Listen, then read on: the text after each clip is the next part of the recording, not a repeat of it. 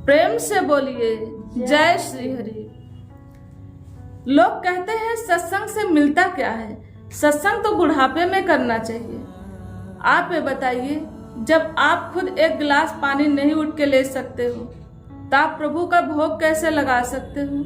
जब आप खुद उठ के चल नहीं सकते हो तो आप सत्संग कैसे जाओगे? वह पांव पवित्र हो जाते जो सत्संग में जाते हैं, वह जीवन पवित्र हो जाता है जो सत्संग में जाता है, वह माइंड से विकार, जो माइंड में गंदगी भरी होती है, जो हम विकार से भरे होते हैं, सत्संग में जाते हैं वहाँ धीरे धीरे खत्म होके एक सुंदर वातावरण में हम अपने जीवन को जीने लग जाते हैं। यह प्रभाव सत्संग का होता है।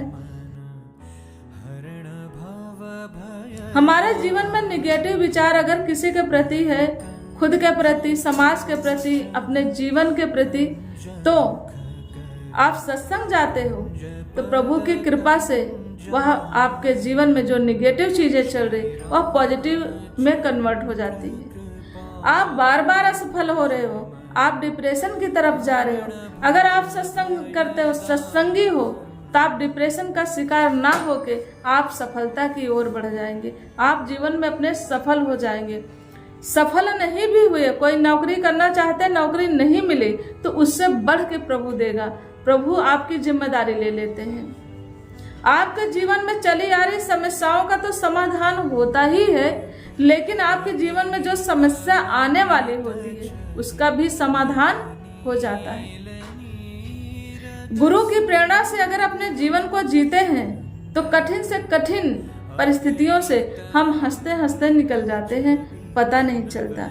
यह सत्संग का प्रभाव होता है। एक सत्संगी अपने जीवन की परिस्थितियों में अगर निगेटिव परिस्थिति आ गई, जो सत्संगी है वो हंस के काट देगा, लेकिन जो नॉन सत्संगी है, जो सत्संग और प्रभु में भरोसा नहीं रखते, वह रो रो के काटते हैं। पहले का समय था इतने न्यूरो के पेशेंट नहीं थे। आज के समय में 50% लोग न्यूरोलॉजिकल डिसऑर्डर से सफर कर रहे हैं। न्यूरो के पेशेंट होते जा रहे हैं, नींद नहीं आना, बीपी के पेशेंट है, हार्ट के पेशेंट है। इस समय बढ़ गया है क्या कि टेंशन बढ़ गया। टेंशन क्यों बढ़ गया? क्योंकि हम दूसरों को टेंशन दे रहे हैं। जो हम दे रहे हैं वही तो हमें मिलेगा।